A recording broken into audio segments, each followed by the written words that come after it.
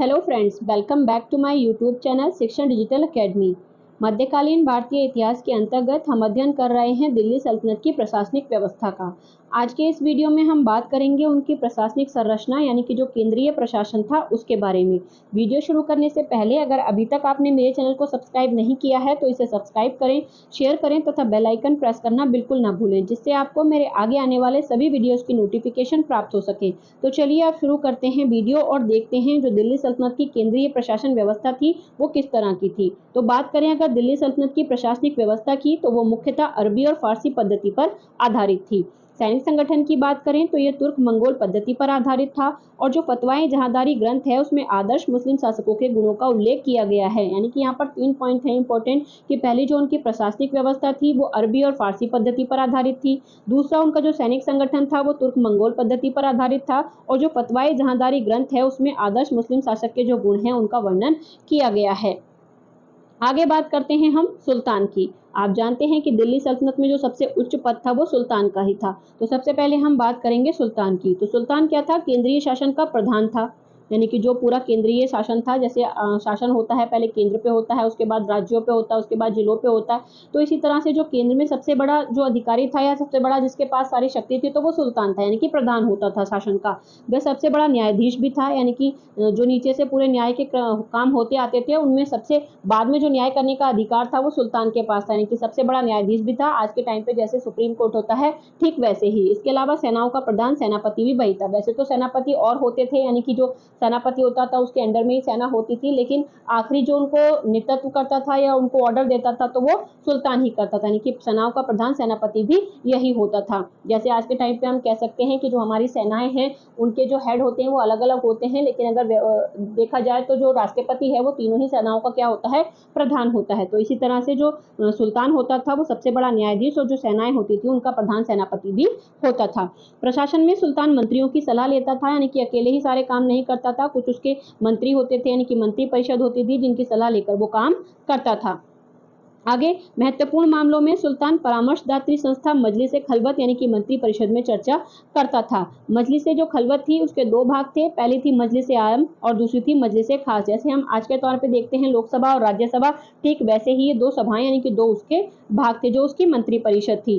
सुल्तान की सर्वोच्च परामर्शदात्री जो परिषद थी उसको मजलिस खास कहा जाता था, यानी कि ये खास लोगों की जो खास इसके मंत्री होते थे उनके द्वारा बनी गई होती थी, जिनके साथ बैठकर ये निर्णय लिया करता था। इसके बाद है सुल्तान की शक्ति पर अमीर वर्ग जिसे अहले शमशीर और जो उलेमा वर्ग था उसे अहले कलम कहा जाता था, उनका व्यवहारिक नियंत्रण था। यानी कि कुल मिला के जो शासक होता था, जो सुल्तान होता था, उन पर इनका नियंत्रण होता था। आपने देखा होगा कि दिल्ली सल्तनत में जो अमीर वर्ग था, अमीर वर्ग जो अमीर होते थे वो अपनी पसंद के शासक को अपनी इच्छा से, अगर वो शक्तिशाली हैं तो वो अपनी पसंद से अपने पसंद के शासक को गद्दी पर बैठा सकते थे। यानी कि आपने कई उदाहरण देखे होंगे जिसमें जो अमीर थे उन्होंने किसी एक शासक को हटाकर और वहां पर दूसरे शासकों को शासक बना दिया होगा। बहराम शाह ने नायब मुमालिक यानी कि उप सुल्तान का या फिर सुल्तान का प्रतिनिधि पद का सृजन किया था। यानी कि बहराम शाह था जिसने एक नया पद जो कि सुल्तान के ठीक नीचे आता था, सुल्तान के बाद सारी शक्तियां उसके पास केंद्रित होती थी, उसको सृजन किया था। इख्तियारुद्दीन ऐतगीन को प्रथम नायब नियुक्त किया गया था। यानी कि ये इंपॉर्टेंट पॉइंट है कि दिल्ली सल्तनत में कौन से व्यक्ति को प्रथम नायब नियुक्त किया गया था, तो वो इख्तियारुद्दीन ऐतगीन था। इसके बाद जब नसरुद्दीन महमूद शासक बनता है तो वो बलबन को नायब नियुक्त करता है। उसके बाद जब बलबन शासक बनता है तो बलबन इस पद को ही समाप्त कर देता है और उसके बाद जो नायब का पद था वो यहाँ पर समाप्त हो जाता है। यहाँ पर एक नोट है, उसे आप देख लें कि अलाउद्दीन खिलजी था उसने मलिक काफूर को नायब नियुक्त किया था, जो सल्तनत काल का तीसरा और अंतिम नायब था। यानी कि जब बलबन ने इस पद को समाप्त कर दिया था उसके बाद जब अलाउद्दीन खिलजी शासक बनता है तो उसका जो खास था मलिक काफूर, जिसने उसको कई सारी विजय जो कि दक्षिण भारत की थी स्पेशली उनको वो दिलाई थी, तो जो मलिक काफूर था वो काफी उसके नजदीक था, तो उसको उसने इस पद पर नियुक्त किया था। यानी कि दोबारा से उसने इस पद को जीवित किया था जिस पर मलिक काफूर को बैठाया था और ये दिल्ली सल्तनत का तीसरा और अंतिम नायब था। यानी कि इसके बाद फिर से ये पद समाप्त हो गया था। सल्तनत काल में केंद्रीय प्रशासन के 4 प्रमुख विभाग थे। इन चारों विभागों की सहायता से सुल्तान शासन संचालित करता था। तो वो 4 विभाग कौन कौन से थे जो सुल्तान को शासन चलाने में सहायता करते थे, उनको देख लेते हैं। तो सबसे पहला जो विभाग था वो था दीवाने विजारत, जिसे राजस्व विभाग भी कहते थे। इसका जो प्रधान होता था वो वजीर होता था, जिसे वजीर मुमालिक कहा जाता था। उसके बाद दूसरा है दीवाने अर्ज, जो कि सैन्य विभाग था। इसका जो हेड होता था वो आरिज़े मुमालिक कहलाता था। इसके बाद है दीवाने इंशा, इसका काम शाही पत्राचार विभाग को देखना था, यानी कि शाही पत्राचार लोगों से जो राजा थे, राजा के पत्र कैसे और किसको जाने हैं, तो वो सारा जो काम था वो ये देखता था। इसका जो हेड होता था उसे इंशाह मुमालिक या फिर दबीर मुमालिक कहा जाता था। उसके बाद है दीवाने रसालत, ये विदेश विभाग था। इसके अलावा कुछ धार्मिक कार्यों को भी देखता था, इसलिए इसे धार्मिक विभाग भी कह सकते हैं। इसका जो हेड था उसे रसालत मुमालिक कहते थे। तो ये 4 विभाग थे जिनकी सहायता से जो सुल्तान था वो अपना शासन प्रशासन चलाता था। इसके अंडर में कई सारे और जो अधिकारी थे वो आते थे, उनको हम आगे देखेंगे। पहले एक एक करके इनको डिटेल में देखते हैं। तो सबसे पहले हम बात करते हैं दीवाने बिजारत की, जो कि था राजस्व विभाग। दीवाने बिजारत का प्रधान वजीर होता था। प्रारंभ में वजीर सैनिक हुआ करता था, परंतु 14वीं सदी से वजीर वित्त मंत्री की भांति कार्य भी करने लगा था। यानी कि शुरुआत में जो वजीर था वो सिर्फ युद्ध लड़ने का काम किया करता था, यानी कि सैनिक ही हुआ करता था। बाद में धीरे धीरे जो वित्त से संबंधित कार्य थे वो भी इसको दे दिए गए।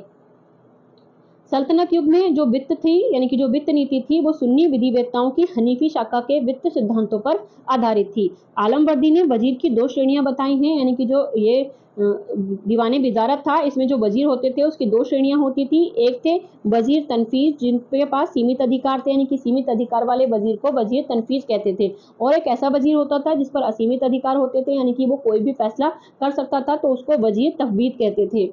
वजीर के अधीन भी कई सारे कार्यालय आते थे, यानी कि इसके अंदर में कई सारे कार्यालय थे जो इसको अपनी रिपोर्ट देते थे, जैसे कि दीवाने इसराफ था जो कि लेखा परीक्षा का काम करता था।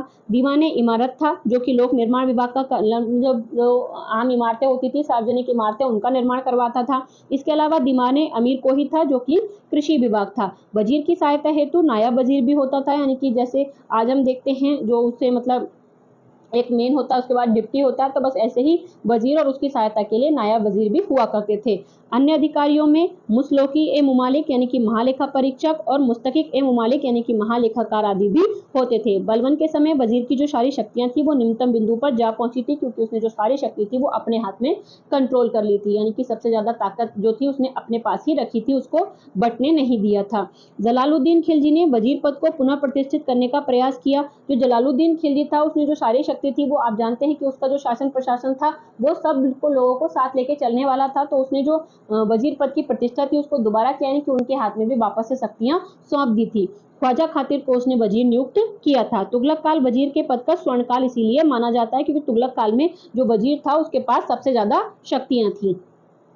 फिरोज तुगलक के समय वजीर का पद अपने चरमोत्कर्ष पर जा पहुंचा था, और फिरोज तुगलक के समय तो सबसे ज्यादा शक्तियां ही वजीर के पास आ गई थी, यानी कि आप कह सकते हैं कि सारी शक्तियां उस समय वजीर के पास ही केंद्रित हो गई थी। लोधी काल में वजीर की गरिमा बहुत गिर गई। उसके बाद जब लोधी काल आया तो उसकी गरिमा फिर से गिर गई।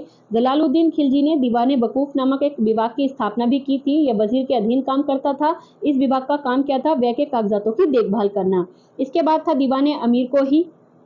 दीवाने अमीर को ही क्या था? कृषि विभाग था। इसकी जो स्थापना थी वो मोहम्मद बिन तुगलक ने की थी, और ये भी वजारत के नियंत्रण में ही कार्य करता था। आगे है अंतिम तुगलक सुल्तान नसरुद्दीन महमूद के समय एक नए कार्यालय वकील सुल्तान की भी स्थापना की गई थी, यानी कि अपने अपने टाइम पे जो शासक हुआ करते थे उनको अगर किसी नए विभाग की जरूरत पड़ती थी तो वो उसका गठन कर देते थे। आगे हम देखेंगे कि कौन कौन से शासक ने कौन कौन से नए विभागों का गठन किया था। सैयद सुल्तानों के काल में वित्तीय दायित्व निभाने के साथ साथ वजीर को दूरस्थ सैन्य अभियानों में भी भेजा जाता था। बर्नी के अनुसार, यानी कि बर्नी का एक कथन है वजीर के बारे में कि एक बुद्धिमान वजीर के बिना राजत्व व्यर्थ है, यानी कि अगर राजा के पास एक बुद्धिमान वजीर नहीं है तो उसका पूरा राजत्व ही बेकार है, तथा सुल्तान के लिए एक बुद्धिमान वजीर से बढ़कर अभिमान का दूसरा स्रोत नहीं है। अगर किसी सुल्तान के पास बुद्धिमान वजीर है तो उसके पास अभिमान का कोई दूसरा और चीज, अभिमान करने के लिए कोई दूसरी चीज हो ही नहीं सकती, यानी कि वजीर की इतनी महत्वता उस समय पर थी। अब बात करते हैं हम सल्तनत काल के कुछ वजीरों की कि कौन कौन से शासक के समय पर कौन कौन से वजीर रहे हैं। तो सबसे पहले कुतुबुद्दीन ऐबक की बात करें तो इसके समय फक्रे मुदब्बिर जो था वो वजीर था। इसके बाद बात करते हैं इल्तुतमिश की, तो इसके दो जो थे वो वजीर थे। पहले था फखरुद्दीन इसामी, इसकी मृत्यु के बाद निजामुल मुल्क जुनैदी को वजीर बनाया गया था, और आप जानते हैं कि ये वो व्यक्ति है जिसकी रजिया के साथ बहुत ही ज्यादा मतलब एक टाइप से कह सकते हैं कि ये रजिया को बिल्कुल पसंद नहीं करता था और रजिया और इसके बीच काफी ज्यादा विरोध की चीजें थी, यानी कि ये रजिया का काफी विरोधी था, ये बिल्कुल रजिया को शासक बना हुआ नहीं देख सकता था। इसके बाद बात करते हैं बलबन की। तो बलबन का जो वजीर था वो था ख्वाजा हसन बसरी। इसके बाद जलालुद्दीन खिलजी का वजीर था ख्वाजा खातिर, जो अभी हमने ऊपर देखा।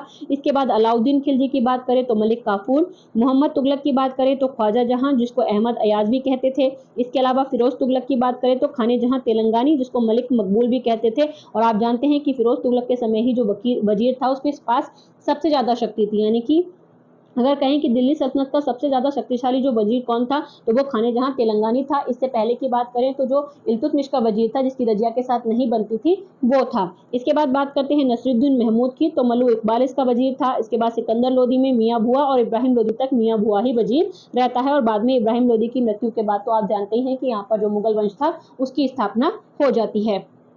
आगे बात करते हैं हम दूसरे विभाग की, जो कि था दीवाने अर्ज। दीवाने अर्ज जिसे सैन्य विभाग भी कहते थे, तो इसे रावत अर्ज भी कहा जाता था। सर्वप्रथम बलबन ने इस पद पर अहमद अयाज यानी कि इमादुल मुल्क को नियुक्त किया था। इसका प्रधान आरिजे मुमालिक होता था। वह रक्षा मंत्री की भांति कार्य करता था, यानी कि जैसे आज का रक्षा मंत्री होता है वैसे ही उसका ये कार्य था। उसका जो मुख्य कार्य था वो सैनिकों की भर्ती करना, उनका वेतन निर्धारण करना, सैन्य रिकॉर्ड रखना, साजो सामान खरीदना जो कि युद्ध के लिए चाहिए होता था, और सेना का निरीक्षण करना आदि होता था। आरिजे मुमालिक प्रधान सेनापति नहीं होता था, क्योंकि हमने अभी ऊपर ही देखा कि जो सेना का प्रधान सेनापति था वो सुल्तान स्वयं ही होता था। आगे बात करते हैं दीवाने इंशा की, जो एक अगला विभाग था। तो ये क्या था, ये शाही पत्राचार का मंत्रालय था। इस विभाग का प्रधान दबीरे मुमालिक कहलाता था। यह विभाग शाही घोषणाओं का प्रारूप तैयार करने व भेजने का कार्य करता था, यानी कि राजा जो भी फैसले लेता था उनकी जो शाही प्रारूप तैयार किया जाता था वो काम यही करता था। इसके अलावा पूरे राज्य में उसको फैलाने का काम भी इसी का था। सुल्तान के फरमान भी दीवाने इंशा ही जारी किया करता था। सुल्तान जो फरमान देता था वो भी यही जारी करता था। मिनहाज जो था वो दीवाने इंशा को दीवाने अशरफ भी कहता है। जो मिनहाजुस सिराज है वो दीवाने इंशा को दीवाने अशरफ भी कहता है। इसके बाद बात करते हैं दीवाने रसालत की, जो कि था विदेश विभाग। तो यह विदेश मंत्रालय था। यह काजी के फैसलों के विरुद्ध भी अपील सुनता था, अतः इसे धार्मिक विभाग भी माना जा सकता है। यहाँ पर एक नोट है वो देख लेते हैं कि कौन कौन से जो सुल्तान थे, जो मैंने भी आपको ऊपर बताया कि कौन से सुल्तान ने किस नए विभाग का गठन किया था, वो हम देखेंगे। तो विभिन्न सुल्तानों के द्वारा बनाए गए कुछ नए विभाग हैं, उनको यहाँ पर देख लेते हैं। इसमें से आपके प्रश्न जरूर आते हैं। तो जो दीवाने आरिज है या दीवाने अर्ज जिसे कहते हैं, उसका जो गठन था वो बलबन ने किया था। ये सबसे ज्यादा पूछा जाने वाला प्रश्न है। इसके बाद है दीवाने वकूफ, ये जलालुद्दीन फिरोज खिलजी ने बनाया था। उसके बाद है दीवाने मुस्तकराज, ये भी काफी पूछा जाता है, जो कि अलाउद्दीन खिलजी ने बनाया था। उसके बाद है दीवाने अमीर कोही, ये भी महत्वपूर्ण है, इसे मोहम्मद बिन तुगलक ने बनाया था। उसके बाद दीवाने बंदगान है जो फिरोज तुगलक ने बनाया था। फिर वकील सुल्तान है नसरुद्दीन महमूद तुगलक द्वितीय ने बनाया था। फिर है दीवाने रियासत मोहम्मद बिन तुगलक, दीवाने खैरात फिरोज तुगलक। उसके बाद है दीवाने रियासत जो कि अलाउद्दीन खिलजी ने बनाया था। उसके बाद है दारुल सफ़ा जो फिरोज तुगलक ने बनाया था। और उसके बाद है इमलाक विभाग जो कि फिरोज तुगलक ने ही बनाया था। इसमें दीवाने मुस्तकराज, दीवाने अमीर कोही, दीवाने बंदगान, इसके अलावा दीवाने खैरात और दारुल सफ़ा, ये कुछ ऐसे महत्वपूर्ण विभाग हैं जिनको आपको याद कर लेना है, क्योंकि ये एग्जाम में काफ़ी पूछे जाते हैं। और जो दीवाने अर्ज है वो तो इम्पोर्टेंट है ही, जिसकी स्थापना बलबन ने की थी। आगे हम बात करते हैं दिल्ली सल्तनत के कुछ अन्य पदाधिकारियों के बारे में। तो सबसे पहले है काजी उल कुजात। तो ये क्या था, ये न्याय विभाग यानी कि दीवाने कजा का प्रधान होता था, जो कि जो वित्त मंत्रालय था उसी के अंदर आता था, यानी कि न्याय का कार्य करता था। लेकिन सल्तनत का अंतिम न्यायाधीश सुल्तान ही होता था, जो कि हमने ऊपर देखा। बर्नी ने मोहम्मद बिन तुगलक के द्वारा निर्मित दीवाने रियासत नाम का एक विशेष अदालतों का उल्लेख भी किया है, यानी कि जो ये दीवाने रियासत नाम की विशेष अदालत थी, इसका जो निर्माण था या इसका जो उल्लेख है वो मोहम्मद बिन तुगलक के टाइम पे हमें मिलता है। बड़े नगरों के जो न्यायाधीश थे उनको अमीर दाद कहा जाता था। ये इंपॉर्टेंट पॉइंट है कि अमीर दाद कैसे कहते थे, तो ये न्यायाधीशों को कहते थे जो कि बड़े नगरों में होते थे। आगे बात करते हैं अगले अधिकारी की, तो वो था सह-उस-सुदूर। सह-उस-सुदूर क्या था, तो ये धर्म विभाग का प्रधान होता था। इस्लाम के कानूनों का प्रजा में प्रसार करना, उनका पालन कराना और मुस्लिम हितों की सुरक्षा करना उसका उत्तरदायित्व होता था। आगे बात करते हैं तो जकात कर पर उसका अधिकार होता था, जिसका उपयोग खैरात बांटने, विद्वानों को दान करने, मस्जिद और मदरसों की देखभाल में किया जाता था। मुनिहान या जो मुन्ही होते थे वो गुप्तचर होते थे। ये काफी इंपॉर्टेंट पॉइंट है कि जो दिल्ली सल्तनत थी उस समय मुनि या मुनिहान किसे कहते थे, तो वो गुप्तचरों को कहा जाता था। इसके अलावा शहना जो था वो पुलिस का प्रमुख होता था। चाशनीगीर शाही रसोई का प्रबंध करता था। बहलादार व्यक्तिगत हिसाब किताब को देखता था। यहाँ पर एक नोट है, वो देख लेते हैं कि जो संपूर्ण सल्तनत काल थी, यानी कि संपूर्ण सल्तनत काल का जो भी पीरियड रहा है उसमें सिद्धपाल पहला और अंतिम हिंदू था जिसे दरबार में उच्च पद मिला हुआ था, यानी कि एकमात्र हिंदू सल्तनत काल का जिसे दरबार में उच्च पद दिए गए थे।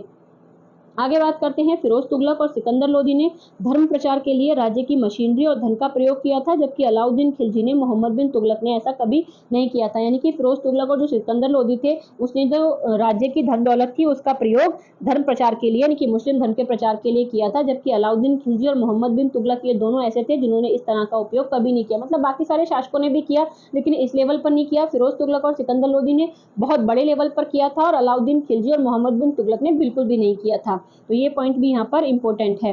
आगे हम बात करते हैं अन्य प्रमुख अधिकारियों की जो कि दिल्ली सल्तनत से संबंधित थे, जो कि केंद्रीय प्रशासन से संबंधित थे। तो सबसे पहले हम बात करते हैं वकीले दर की। वकीले दर क्या होता था? शाही महल और सुल्तान की व्यक्तिगत सेवाओं का प्रबंध करता था और यह राज परिवार से संबंधित ही होता था, यानी कि इस पर जो व्यक्ति को नियुक्त किया जाता था वो व्यक्ति राज परिवार से संबंधित ही होता था। आगे है अमीर हाजिब। अमीर हाजिब जो होता था उसे अमीर बारबक भी कहते थे।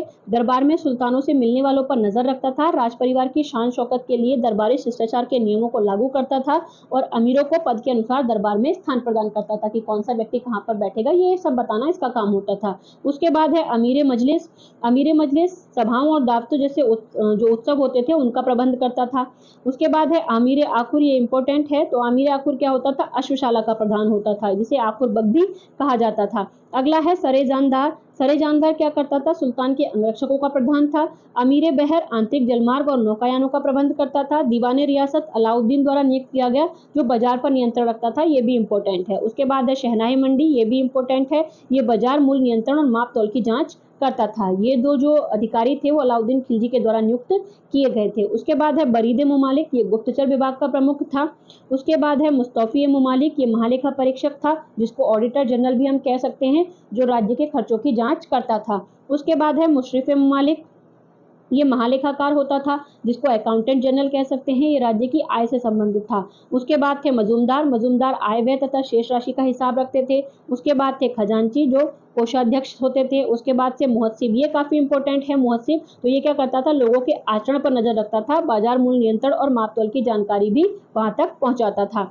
उसके बाद होते थे मुफ्ती, ये धर्म की व्याख्या करते थे। मुफ्ती धर्म कानून की व्याख्या करते थे, जबकि काजी क्या थे? न्याय करते थे। यानी कि दो पद होते थे, एक मुफ्ती होते थे, दूसरे काजी होते थे। तो मुफ्ती का काम क्या होता था? जो धार्मिक कानून है उसकी व्याख्या करना, और जबकि जो काजी होता था वो धर्म के अनुसार न्याय करता था। उसके बाद है मुत्सरिफ। मुत्सरिफ क्या होते थे? तो शाही कारखाने की देखभाल ये करते थे। उसके बाद है अमीर दाद। अमीर दाद जिसे दादबग भी कहा जाता था, वो सुल्तान की अनुपस्थिति में मस्जिद की अध्यक्षता करता था। उसके बाद थे कोतवाल, बड़े नगरों का न्यायिक पदाधिकारी होता था जो कानून व्यवस्था शहरों में बनाए रखता था। उसके बाद थे दीवाने वकूफ, जलालुद्दीन खिलजी के द्वारा स्थापित इस विभाग द्वारा व्यय के कागजातों की देखभाल की जाती थी। उसके बाद है शहनाए पील। शहनाए पील जो था वो हस्तीशाला, यानी कि जो हाथियों की सेना होती थी उससे संबंधित था। दबीर खास होता था शाही पत्र व्यवहार से संबंधित, और खास खेल होता था शाही महल की सुरक्षा के लिए नियुक्त एक सैनिक। तो इस तरह से ये कुछ अधिकारी होते थे जिनके अपने अपने काम होते थे। इस तरह से आज के वीडियो में हमने जो दिल्ली सल्तनत थी उसके केंद्रीय प्रशासन को देखा। इससे अगले वीडियो में हम जो प्रांतीय और जो जिला प्रशासन है दिल्ली सल्तनत का उसको देखेंगे। अगर आप इसी तरह डिटेल में मेरे साथ मध्यकालीन भारतीय इतिहास को पढ़ना चाहते हैं तो बने रहिए मेरे साथ। Thank you for watching.